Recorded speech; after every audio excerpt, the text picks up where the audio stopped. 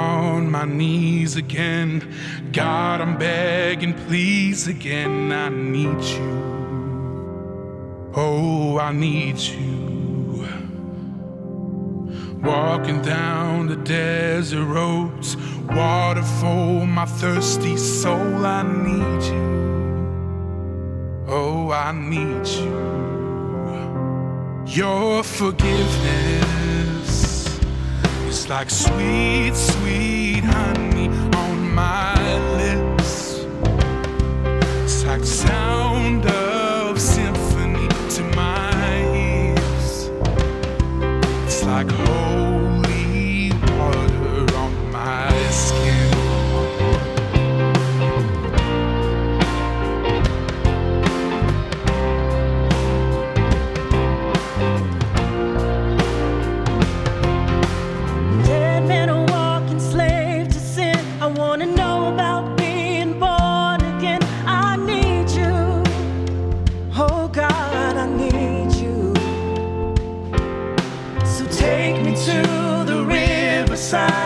Take me under, baptize, I need you. Oh God, I need you. Your forgiveness is like sweet, sweet honey on my lips. Like the sound of a symphony to my ears. It's like holy water on my skin.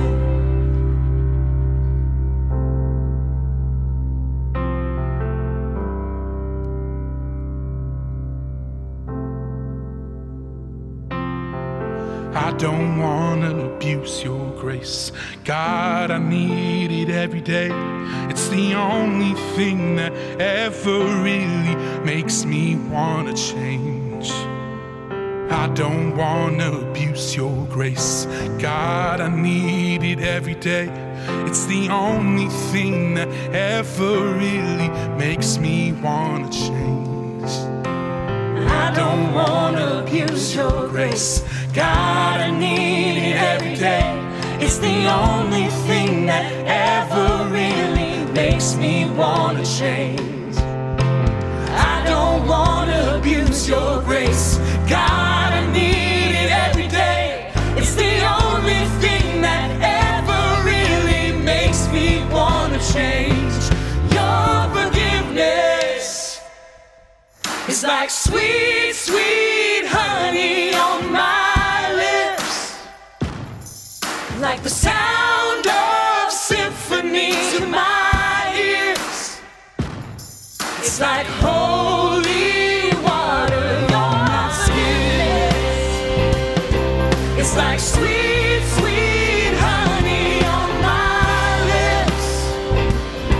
It's like the sound of symphony to my ears. It's like holy water on my skin. It's like holy water on my skin. It's like holy water.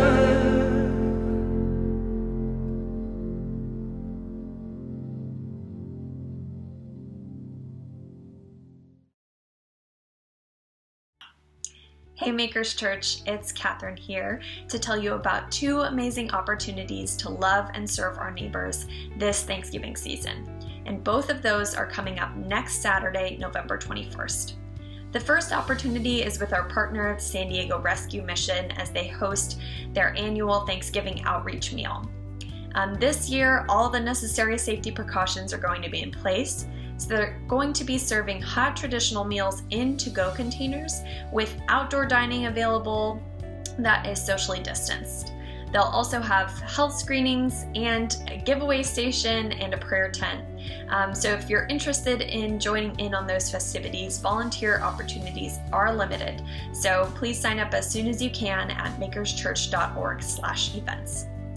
The second opportunity is very near and dear to my heart. It's with San Diego Refugee Tutoring, preparing a Thanksgiving meal for a refugee family. I've been serving with SDRT for the last 4 years, and I've gotten the opportunity to attend their annual Thanksgiving meal/party where all the students are invited to come with their families to enjoy a meal alongside the tutors. My favorite part has always been walking with the kids down the food line and watching their reaction as they get served things like stuffing and cranberry sauce that a lot of them have never seen before. This year we won't get to see these kids' reactions to the food, but SDRT is still going to be driving the food over to each family. SDRT serves around 45 families, which is about 315 people. So what they need help with is gathering that food, cooking the food, and you can deliver it to Ibarra Elementary School, where SDRT will then distribute it out to the families. So if you're interested in doing that, you can again head to makerschurch.org/events to see what kind of food they need and if you're able to sign up to donate some of that. Thanks so much.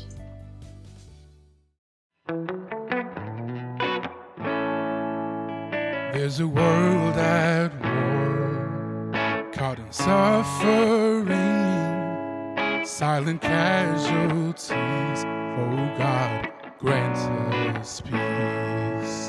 In these sleepless nights, I can hardly breathe. Despite brutality, I know that we'll be free. I know that we'll be free. So let the light and keep it shining. Let it break into the darkness. All the love there's us to see, we'll all be free.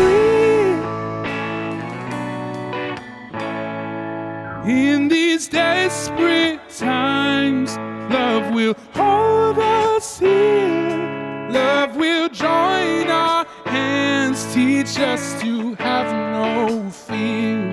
So we lay our hate down to wash their feet. When we see our brother, oh, we'll all be free. Yeah, we'll all be free. Let the light and keep it shining. Let it break into the darkness. All the love there's us to see, we'll all be free. So let the light and keep it shining. Let it break into the darkness. All the love there's us to see, we'll all be free. We'll be free, Free, free, free, we'll all be free. We'll be free, free. free, Free, we'll all be free. We'll be free, Free, free, we'll all be free. We'll be free, free. free, Free, we'll all be free. we are free, Free, free, we'll all be free. we are free, Free, free, we'll all be free. Let the light and keep it shining. Let it break into the darkness.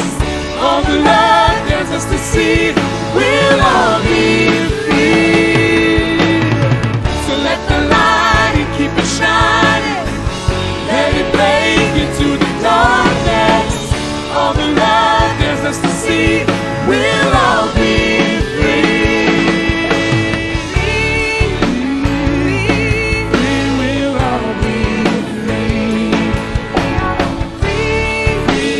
Free, we'll all be free.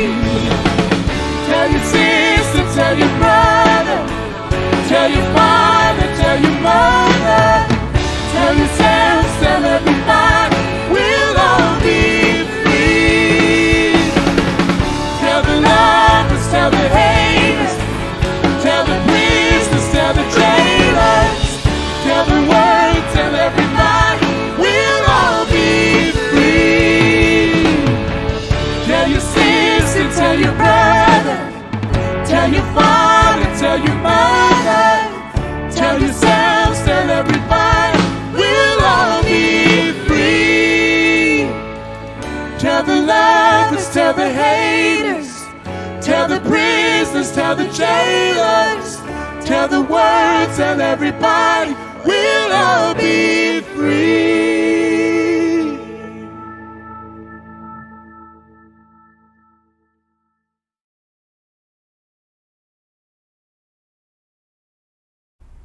Good morning, Makers Church. My name is Mark. I'm one of the pastors here, and I'm excited to continue our Cannot Be Shaken series. And if you've been with us for a while, you know that this series is based on this passage in the book of Hebrews that talks about seasons and times like this that feel crazy and chaotic, and as cliche as it is to keep saying, unprecedented. Side note, I could go for some precedented times. It'd be nice to have something familiar every now and then. But it's written for seasons like this, where it feels like the world's being shaken up. And in that passage, it talks about how in those moments, it can be a chance for those things which maybe are broken within ourselves or in our culture, things that are no longer serving us, need to be shaken up and dislodged and dislocated so they can be done away with. And then at the same time, in that process, we can see those things which truly cannot be shaken, those foundational truths about us and about God and about Jesus and his kingdom, upon which we can build a firm foundation for us to stand on. And so this Cannot Be Shaken series is going through and exploring those unshakable truths. And today we're going to explore a new value. It's actually a very old value for us. It's been part of our DNA since the beginning. And it's centered around serving and service. And we say it like this: we believe that a healthy follower of Jesus, a healthy, vibrant disciple, a maker, is someone who is serving faithfully. And therefore, we believe that serving others with others is one of the quickest pathways to the heart of God. And so we commit to loving our neighbors as we love ourselves. And don't worry, you're going to get to hear from some other folks today. It's not just going to be me. You're going to get to hear some other voices. But that is what we're going to explore together. What does it mean to serve others with others? And how is that a pathway to the heart of God? So let's continue on together.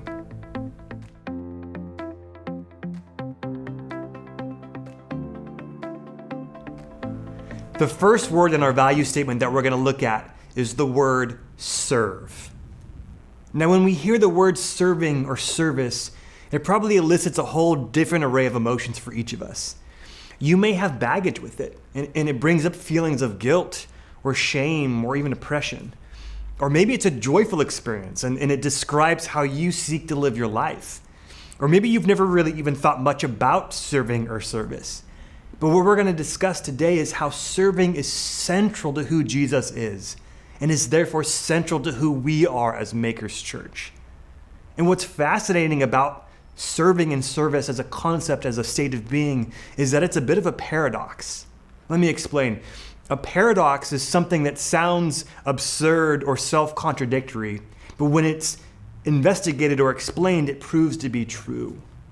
It's an idea that seems like it shouldn't exist, but somehow it is true. And the Bible's full of them. It talks about how the last shall be first. Or if you want to truly live, you must learn to die to yourself. Or if you want to be the greatest, you must learn to be a servant of all. Strange, paradoxical things. I remember as a kid, we would have dumb ones where we would say, there's no such thing as opposite day. Because as soon as it's opposite day, it's now the opposite of that, which is true day, and now it doesn't make any sense. And it was like, oh, mind-blowing as a kid. Or I'll always say to my wife, like, how could something as delicious as a Wendy's Baconator be bad for me? Which isn't really a paradox. It's more of just an honest question. Like, it's so good. How could it be bad for me? Even though I know it's probably killing me from the inside out. But anyways, I digress. Serving is a paradox. Because on the one hand, it is so contradictory to our nature. We are taught from our culture and our society that we are to look out for our own needs first, because no one else is going to. Your desires, your longings, your cravings, your needs must be the priority in your life. And what we discover is if we pursue that route, it actually leads to isolation and it leads to disappointment. Now, at the same time, it's a very important caveat to say that your needs do matter. I think the church has sometimes made the mistake of pretending like you're not allowed to voice your needs. And I think in a healthy way, we must understand that all of us, because we are deeply loved and valued, have cravings and needs that are important. But we cannot live in this myopic way that puts us at the center of our own universe. But that is part of our nature. We wrestle with that. But then on the other hand, because we were made in the divine image of the living God, and we bear the fingerprints of his character on our souls, because that God is a servant, and it says in scriptures has the heart of a servant, there's also a part of us that longs to serve others, that desires to use our talents and our resources and our giftings to lift others up, to take care of one another, to support one another, to share out of a place of abundance and generosity and not just scarcity. And so we paradoxically wrestle with these two tensions within us.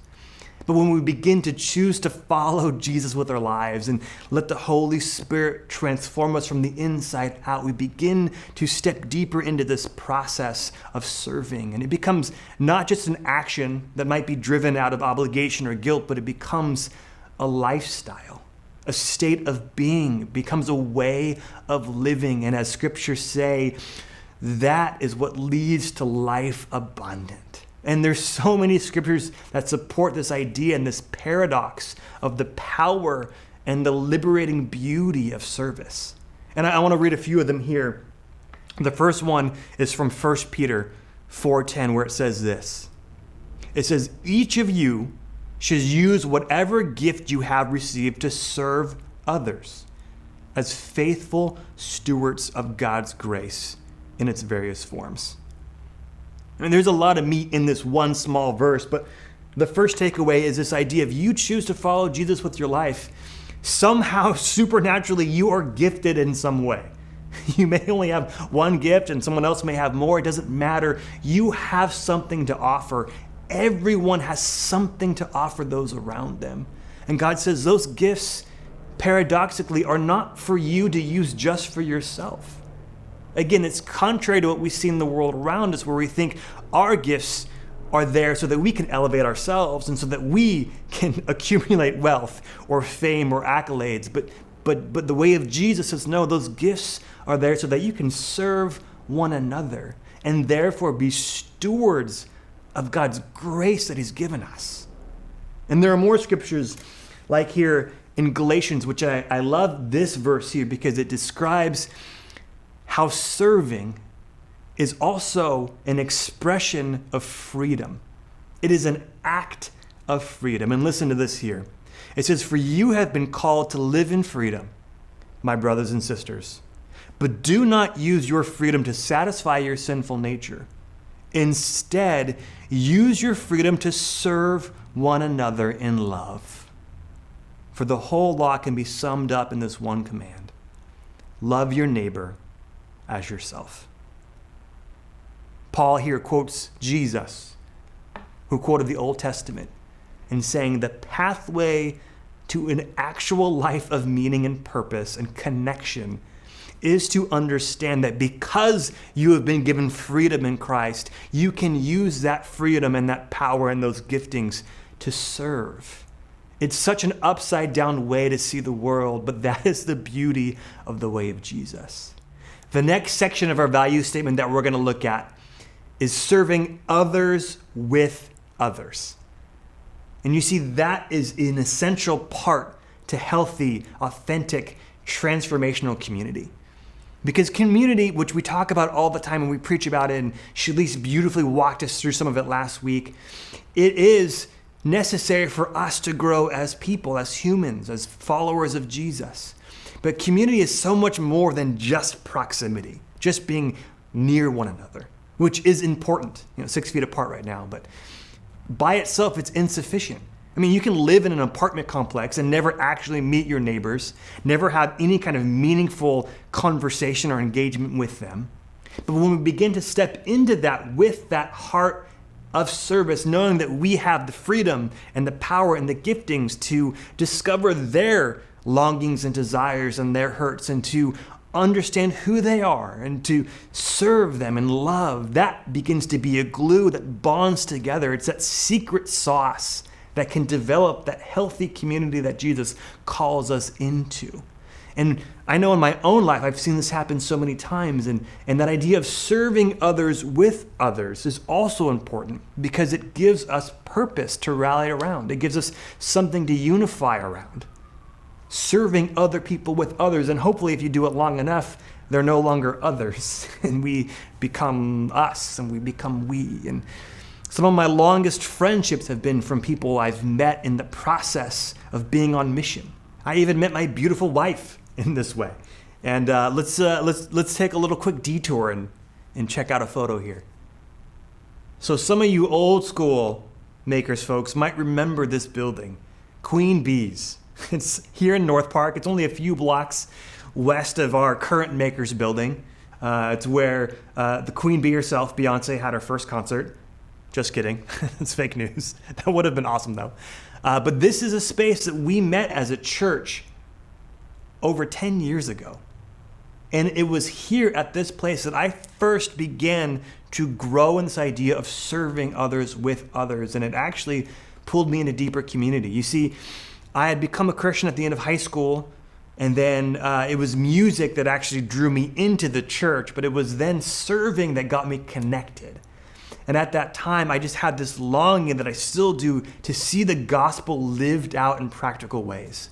I'm always inspired by the words and the life of Jesus and the words of people like James in the New Testament, who says, faith without works is dead. And he says, what good is it to see someone who's hungry or thirsty and say, bless you, my brother, go, be filled, be well, and not actually meet that physical need? He says it's in that process of meeting that need that we live out the gospel and we can communicate that Jesus is love in practical ways.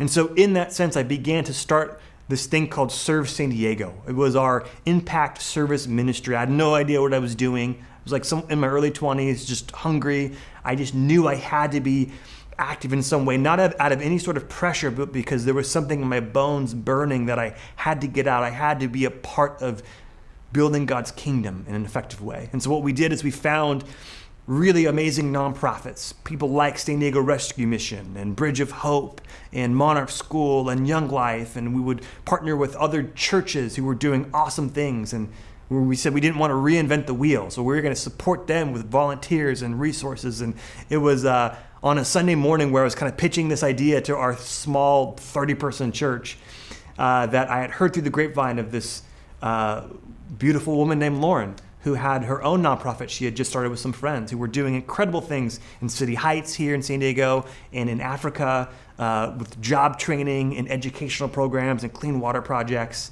And so I invited her to come share a little bit. And she did. And I said, oh, wow, she's incredible. Everything she was saying just inspired me. And she was beautiful. And I said, hey, do you want to get married? And it actually did not happen like that at all.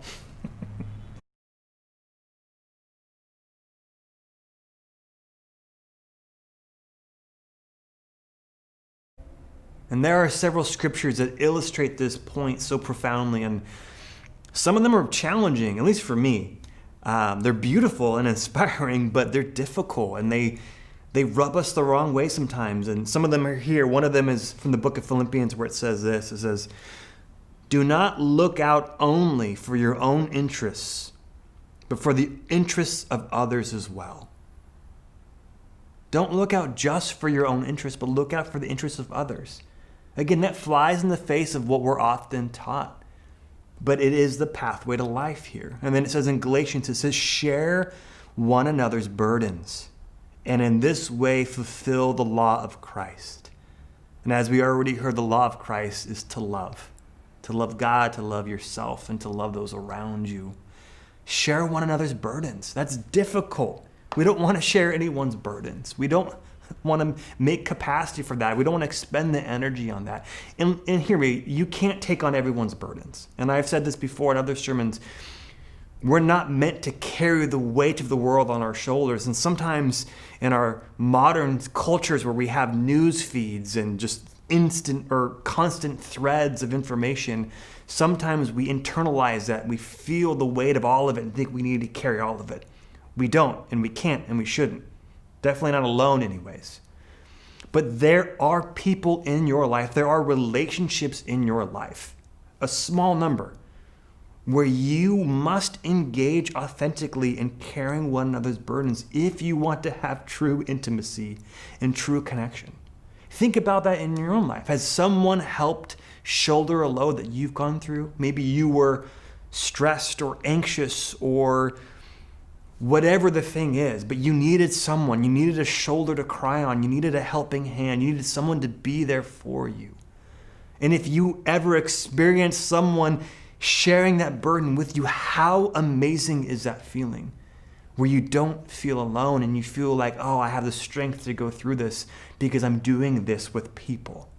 Obviously, Jesus is that for us, and then Jesus also does that for us through other people as well. One of the most beautiful expressions of this idea that I've seen is actually a piece of art from my friend Scott Erickson. And I'm going to throw it on the screen here for you. And it reminds me of something I read about years ago. I've always loved Japanese culture. I love Japanese food and their art. And my wife and I were going to travel there this fall, and then COVID hit. So thanks, COVID. But I love so many things about the Japanese culture. And one thing that I find fascinating is their etiquette around meals and around drinking. And if you are to share a meal with friends in a Japanese restaurant or family, you're not ever supposed to fill your own cup with drink. Instead, what you're supposed to be doing is being aware of those around you at the table and to be looking for opportunities to fill their cups. And the thinking goes, if everyone is doing that, if everyone is concerned with filling the cups of those around them, everyone's cup will remain full. And it's actually considered a disgrace if someone at the table has an empty glass, because it means that somebody or everyone wasn't paying attention to the needs around them. What a beautiful illustration of that point, where God is calling us. He wants to fill us with His Spirit, fill us to overflowing so that we can participate in observing those around us and seeing how we can help keep the cups of those around us full. When I think about serving and service and how it helps build community, I also think about trees and tree roots. As Shalise mentioned last week, it's so cool how Jesus is always using metaphors and parables to explain and describe these deep life truths. And He uses these earthy, organic descriptions and poetry to explain these things to us. And I know for me, I love to think about nature and how it all works, and I get so much truth from it. And it's so fascinating how we've discovered that trees actually talk to each other. They communicate to one another through the ground, through their root system, and also through the bacteria and the fungus that exist in the soil. And what they've seen is that trees that exist in groves are able to not only communicate, but they're able to share resources with each other. They can send sugar and minerals and even water back and forth to each other. And they've noticed how a tree that's in isolation is more vulnerable and will often die, where a tree in a grove is able to live and survive and thrive. And they've done these experiments where they've taken a tree in a grove and they've covered it up so that it can't receive any sunlight, so that photosynthesis can't occur. But somehow that tree doesn't die and it keeps receiving nutrients. And they're able to observe through experiments that when it happens, that tree sends out chemical signals that are cries for help. And the other trees around will respond, and they send sugar and nutrients and vitamins to that tree so that it can live. There's so many crazy things like it. It's basically, they call it like a little mini network or an internet of trees, which I think is pretty awesome that trees have their own internet. I wonder if there's like a tree TikTok. It's probably super boring. It's probably just a lot of really slow dance, waving. But anyways, maybe I'll do some more research. But how cool is that we have this real life organic metaphor of how that we can live together in community, and how these trees practice that same concept of Japanese drinking etiquette, where they are looking out for one another. They are shouldering each other's burdens, and they are able to give of themselves to make sure that their fellow trees are lifted up. Love your neighbor as trees love themselves. That's dumb. We'll cut that.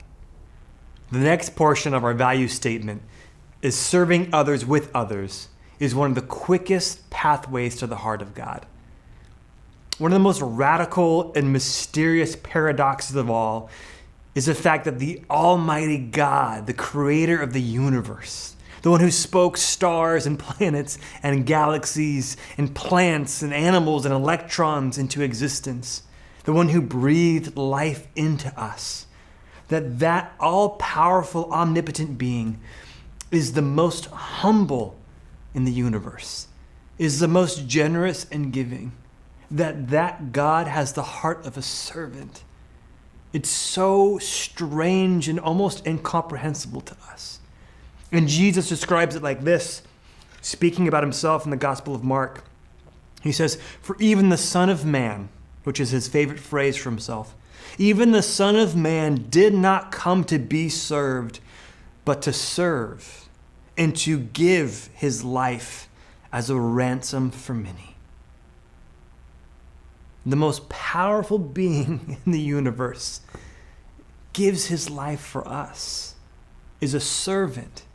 It's so antithetical to what we see in the world around us today, where our leaders and politicians, they use power to accumulate strength and wealth and fame for themselves. And they pull servants around them, and they use their power for their own selfish gains. But the way of Jesus is to use his power to lift others up and to empower us to do the same. And one of the best illustrations of this is from the Gospel of John. It's from this scene called the Last Supper. You've probably seen the famous Da Vinci painting that depicts it. It's a bunch of old white dudes lined up at a table, very historically inaccurate. They would have been much younger Jewish and Middle Eastern men reclining, but they're sharing Jesus' last meal before he goes to die on a cross. And because of that, there's this special immediacy to it.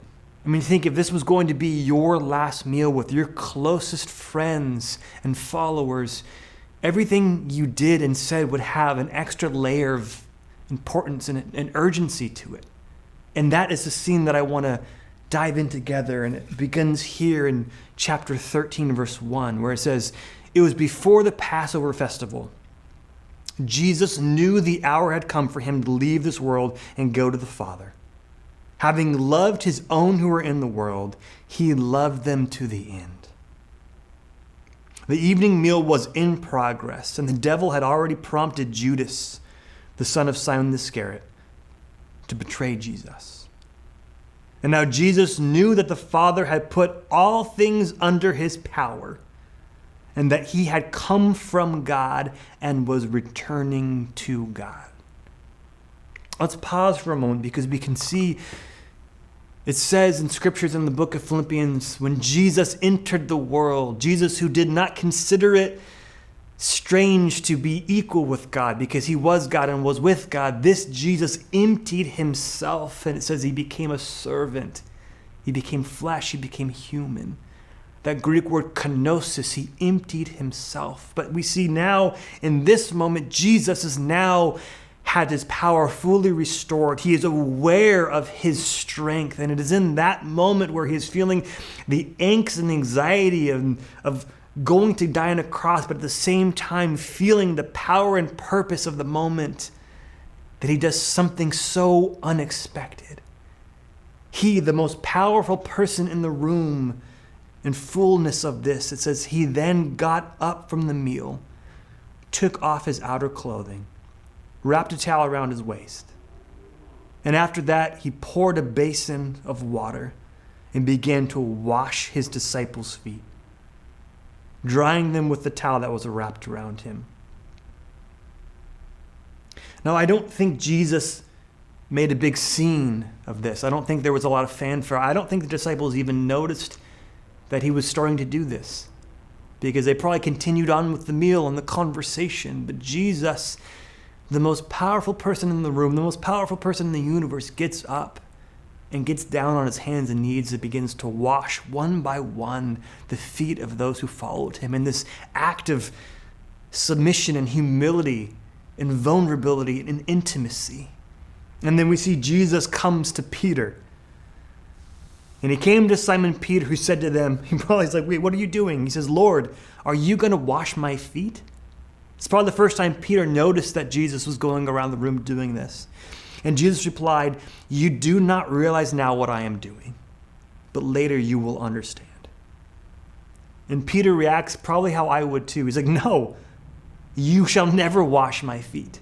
This is awkward. This is strange. His leader, his rabbi, is on his hands and knees in front of him in this vulnerable, intimate position, washing Peter's dirty, filthy feet. Jesus is in the position of the lowliest of servants doing this, and Peter feels awkward and put it back and says, no, you shouldn't be doing this. This isn't right. And then Jesus continues on and he says this, he says, unless I wash you, you will have no part with me. Then Lord, Simon Peter replied, not just my feet, but my hands and my head as well. And Jesus answered, those who have had a bath need only to wash their feet, for their whole body is clean.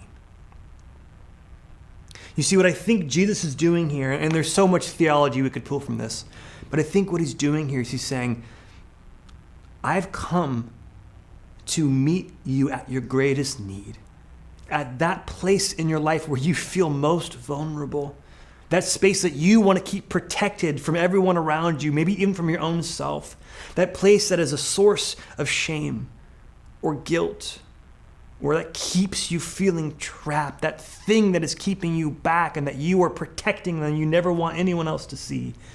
That vulnerable spot, that tender spot. Jesus says, that is exactly where I want to go because that is where I can do my greatest work. That is where I want to bring about healing. That is where I want to bring about newness. I want to bring about cleanliness. I want to have transformation there. But we so often don't want to allow anyone into that space, let alone Jesus. We say you can go to these other places, but not here. But Jesus is saying that is exactly where I need to be so that I can make you clean, so that you can be a part of this, and so that you can move forward in health and in joy and in freedom and in new life. And then the story continues on here. Jesus, when he had finished washing their feet, he put on his clothes and returned to his place. Do you understand what I have done for you? He asked them. You call me teacher and Lord, and rightly so, for that is what I am. Now that I, your Lord and your teacher, have washed your feet, you also should wash one another's feet. I've set an example that you should do as I have done for you. For very truly I tell you, no servant is greater than his master, nor is a messenger greater than the one who sent him. And now that you know these things, you'll be blessed if you do them.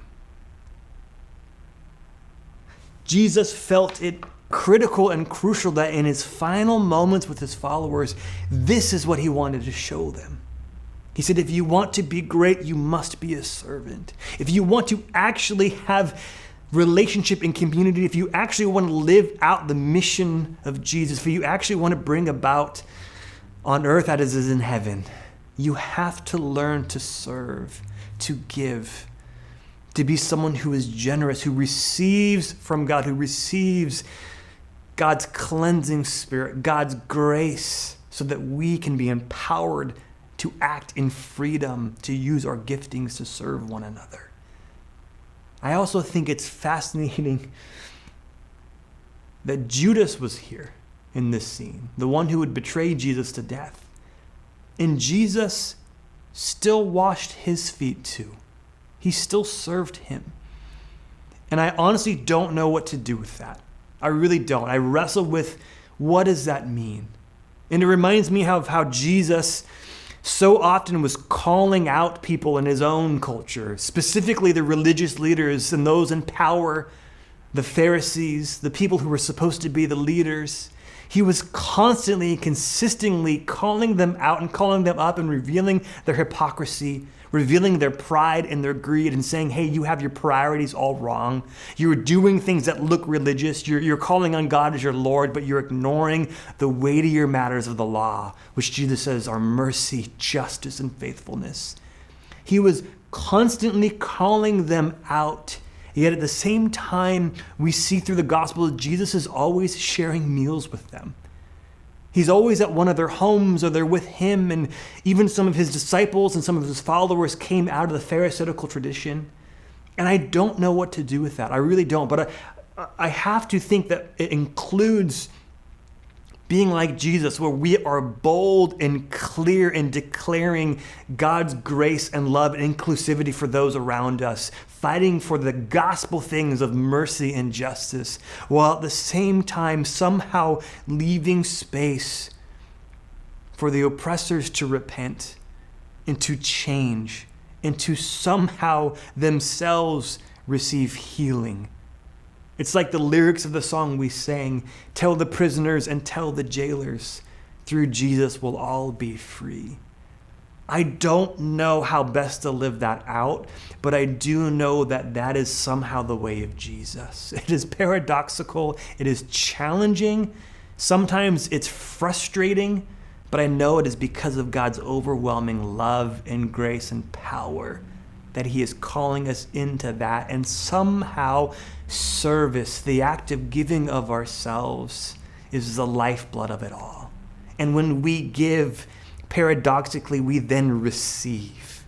When we give, we are filled to overflowing. The math doesn't make any sense, but the more generous we are with God's grace to us, the more we receive his grace, and we can experience joy and meaning and purpose.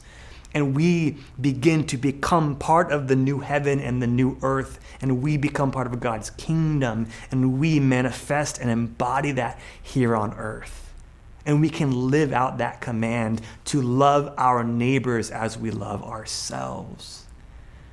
And in closing, we're going to hear from a few of you, some incredible leaders and volunteers in our community. We're going to hear a little bit about what service means to them and how it's changed their life. And that's a question that I would love to pose to all of us. How are you serving in your life? And if the answer is no, why not? There's nothing wrong with that. Just why not? And if you are, what does that look like and how has it changed your life? And maybe for anyone, whether you're serving or not, I think a good challenge for this next week is to write down somebody specific. Write down a name of someone that you would like to serve this week. And write down how you're going to do that. Also remembering that it's we who can receive from Jesus, the God who washes our feet, who comes and heals the most vulnerable parts of ourselves so that we can have part with him and experience life abundant. And if you've never decided to follow Jesus with your life, this is right now a perfect time to do that. You can text the word new follower to 97000. And one of us will reach out to you. We will call you and we will help explain what this decision means and begin to journey with you in this new endeavor following Jesus. So we love you. Be well. Let's hear from some of these incredible folks. And then we're going to have some announcements at the end. And I love you. Take care. And we'll talk to you soon. Bye.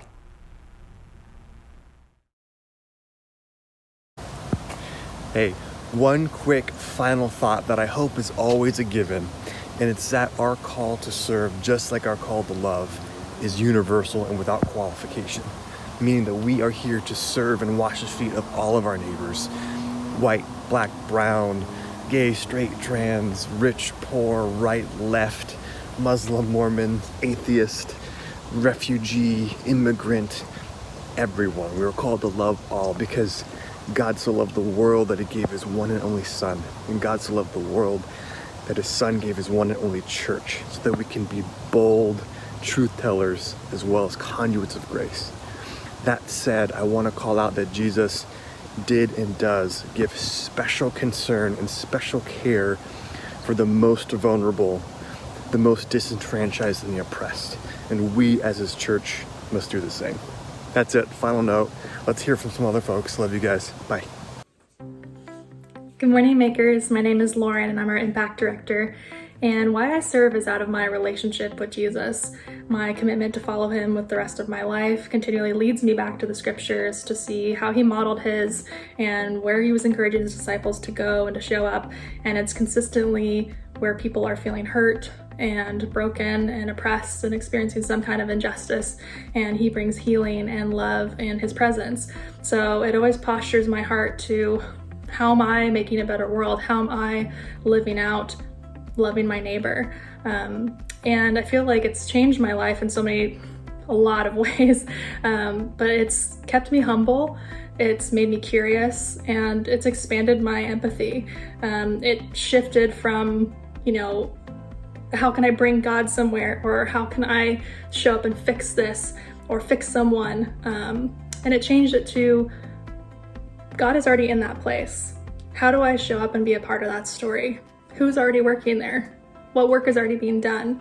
Who's leading? Whose voices need to be lifted up and amplified and listened to? So it completely changes the lens that I view service through, and also the gifts that I've been given, the blessings in our life. Mark and I always kind of look for opportunities to give back what Jesus has given to us. And that's my prayer for our church, that we would be a people seeking opportunities to show up for others, continuing to ask God, what does it look like for me to show up in these spaces right now? For so many of you, you've been showing up in incredible ways, whether it's through the care team, our community groups, families, through impact volunteering. You've been filling up food pantries and dropping off goods and meals, buying things off Amazon wish lists. And for many of you who haven't been able to physically donate things, you've been tithing, you've been donating funds. And for many of us right now, loving our neighbor looks like wearing a mask and social distancing. So let's continue to love each other well, continue to ask for those opportunities. And if you aren't already, sign up for our Impact newsletter. It's the best way to get a download about once or twice a month of what's been going on, what's upcoming, get some resources to challenge us and educate us and encourage us. So let's continue to put hands and feet to our faith and serve like Jesus. Hey Makers family, I hope this message finds you happy and healthy in the midst of all that 2020 has brought us. If we've never met before, my name is Megan, and I have been lucky enough to call Makers Church home for about 5 years now. When I moved here from the Pacific Northwest, I knew that I wanted to find community. I love people, I love being on a team, and I knew that when I found a church home, that's what it would feel like. As soon as I walked into Makers, I knew I had found it. And it wasn't the space, but it was the people. They made me feel comfortable and safe and known, even though I had just met them. And that feeling alone was enough to keep me coming back. And I haven't stopped. I've been fortunate enough during this time, over the past 5 years, to not only attend Makers, but to really get plugged in and really become rooted in this community. I've been able to serve on the usher team, on the connections team, and now I'm serving with kids. And I can't put into words what serving at Makers has meant to me. I've met some of my best friends while serving. I've met incredible mentors, and my life has been truly, truly changed by really digging in and saying yes to opportunities and putting myself out there, putting myself out of my comfort zone. The community has been there for me during my highest highs and my lowest lows. That serve community has done nothing but love and support me, and really just plug into me too. And I'm so grateful for that. I was actually reading in my devotional this morning something that reminded me of this, and I want to share it with you guys. It says, "Through church, we learn about the word and the truth it brings, but we are also given the opportunity to find community with those around us. We find friendship, accountability, encouragement, mentors, and those to disciple. We are not meant to live alone, but with people that will spur us on to the Father." And that really just hit home. That perfectly sums up everything that Makers and the Serve community has been to me and for me. It's pushed me, it's grown me, and it's always supported me. Wherever you are on your spiritual journey, I hope if you haven't found that at Makers that you will, because it's changed my life. Stay safe out there. I hope to hug all of you so soon. Love you guys. Hey, Dustin and Tara Vanoy here, and we'd like to share a little bit with you about why we serve and how it's changed us. Tara, why don't you kick us off? So why do I serve? Well, first off, I think as Christians we're called to serve, but why I serve, I just think about all the needs in the world, and I just think there's got to be a way I can help. There's got to be a way I can do something, whether it's small or it's big. It's just about finding the area to serve in. What about you? Yeah, I've, over the years started to look at it a lot of God loves each and every person that we encounter, and there's so many needs that I think God has given us an opportunity to fulfill and empowers us to make a difference in people's lives. And so by partnering with the right groups, it's really felt like just a little bit of effort on my part, a little bit of caring, a tenth as much as God cares about people. Just feels like the natural thing for Christians to do. What I've learned is being more intentional, being more purposeful with how I serve, and not just generally helping, generally trying to help people, but really getting outside my comfort zone, building relationships with people, connecting with people, so that way when there is a need, I can help in a very purposeful way. I can be part of a group that's helping in a specific way in an area that I'm passionate about, that I have skills in perhaps. So that way when something does come up, I'm ready. Yeah, in addition, I'll say that I've learned to see needs, which I think is part of what you're saying, but I've also learned to find opportunities that I probably wouldn't have thought of otherwise, and that probably fit me a little bit better. So I've done some grunt work, I've done some heavy lifting to try and help out organizations, but the more I look at the world through the eyes of how can I be a benefit, how can I make an impact in this world, the more I see places that I fit in, and I actually can kind of enjoy the work and enjoy the relationships I build along the way.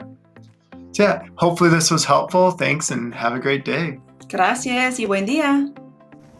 Good morning. My name is Raheem, and I wear many hats of service here at Makers Church. So I'd like to talk to you about that gift of service. Yes, I said gift. Well, I feel that is the most abundant thing that Jesus Christ did while he was in ministry here, walking amongst us. He spent mostly all of his time in service or serving others. Now, serving gives you a sense of fulfillment, a sense of accomplishment. It gives you a sense of peace and joy on the inside. It makes you smile to know that you help someone or you help something move forward. I would argue that it helps you to grow in all areas of your life, in your natural life, in your spiritual life, and definitely in your mental life. Mind, body, and soul. Let us try and be more like Christ together in service to one another, to our family and friends. Much love and many blessings. Wow, what a great message. Makers Church, my name is Oscar Garcia. I'm the youth director here. I want to remind you all to text Makers to 97000 to connect to more. And thank you all for your generosity during this time. None of this could be done without you and your kind hearts. The ways to give will be shown on the screen. Once again, I want to thank you all for your generosity, and I can't wait to see you all soon. Stay safe, wash your hands. Los quiero mucho.